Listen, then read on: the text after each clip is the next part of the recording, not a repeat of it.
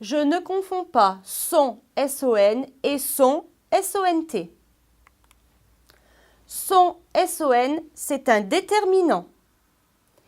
Il accompagne un nom et il marque une possession, quelque chose que je possède, quelque chose qui est à moi ou à quelqu'un.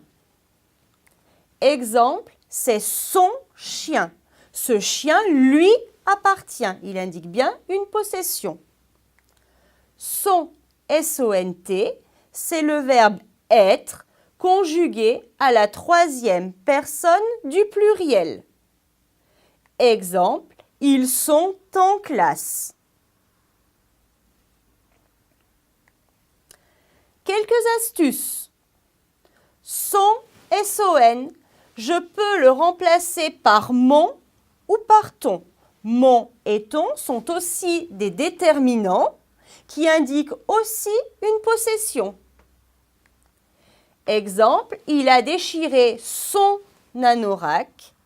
Je vais pouvoir le remplacer par il a déchiré mon anorak.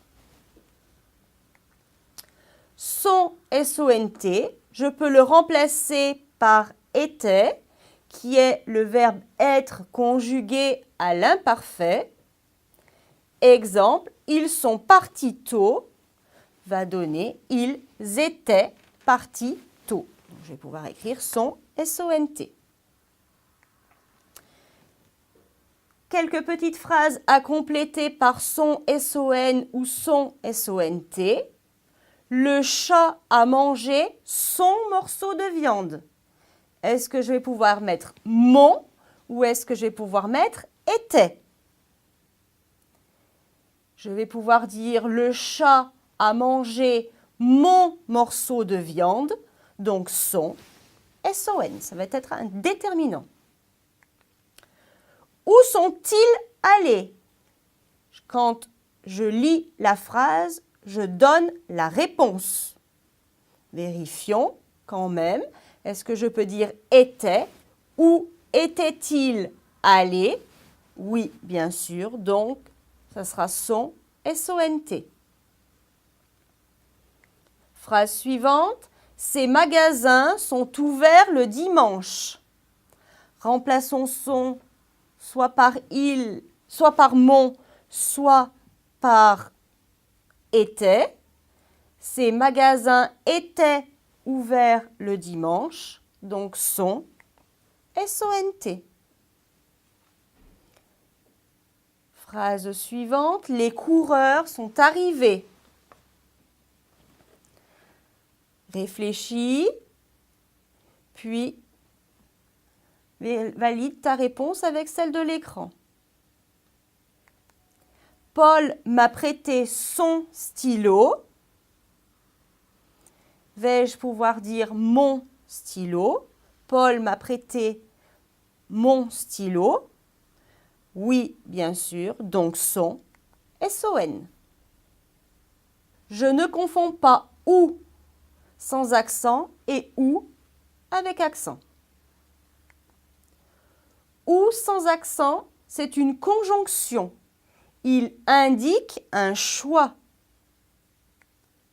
Exemple, tu prends ton vélo ou ta trottinette? Vous voyez bien qu'ici, il a le choix entre son vélo et sa trottinette. Le ou indique bien un choix. Ou avec accent, c'est un adverbe. Il exprime une idée de lieu ou quelquefois une idée de temps. Exemple, où veux-tu aller? Bien sûr, il va se déplacer, il veut aller dans un lieu. Donc le où ici indique un lieu. Deuxième exemple, il est tombé au moment où j'arrivais. Le où ici n'indique pas un lieu, mais plutôt un moment. À quel moment ça se passe? D'autant plus que dans la phrase, il est implicitement dit. Voici quelques astuces pour écrire ou correctement. Ou sans accent, je peux le remplacer par ou bien. Exemple, préfères-tu le football ou le rugby? je vais pouvoir le transformer. Préfères-tu le football ou bien le rugby? Donc, ce sera ou sans accent. Ou avec accent, je ne peux pas le remplacer. Je ne peux pas dire ou bien. Exemple, il ouvre le tiroir où se trouvent les ciseaux. Je ne peux pas dire il ouvre le tiroir ou bien se trouvent les ciseaux. Ma phrase n'a pas de sens. Voici quelques phrases à compléter par ou sans accent ou avec accent. Veux-tu des fraises ou une pêche? Réfléchis et valide ta réponse avec celle de l'écran.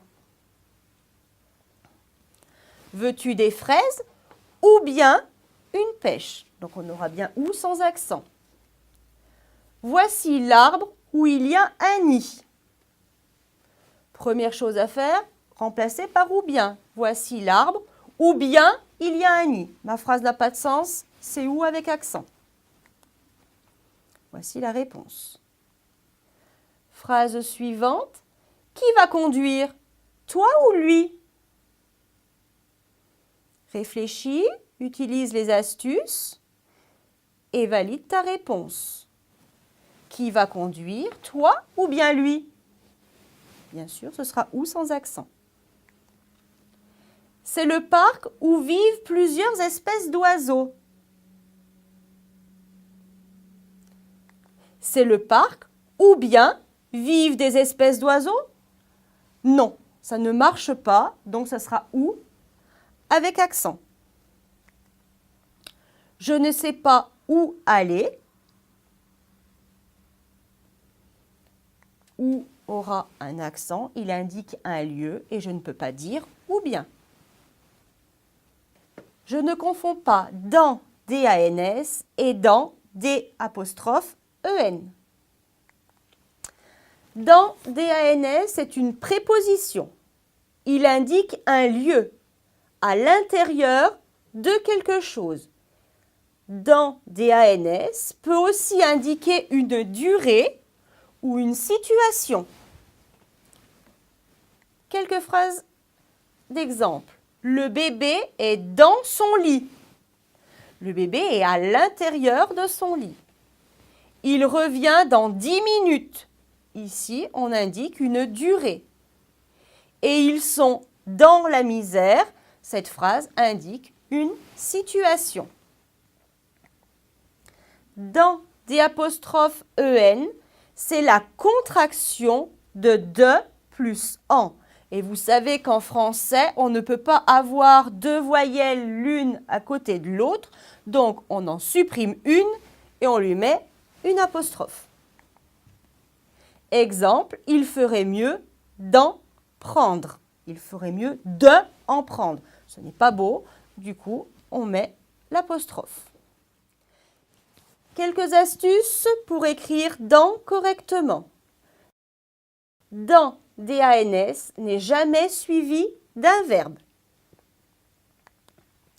Dans D''E-N, il remplace un complément. On peut le remplacer par de, plus un verbe à l'infinitif, plus cela.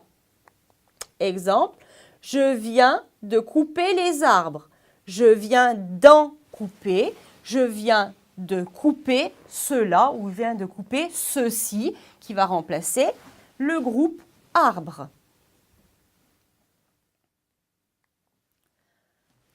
Quelques phrases à compléter avec dans D-A-N-S ou D''E-N. Utilise les astuces que l'on vient de voir.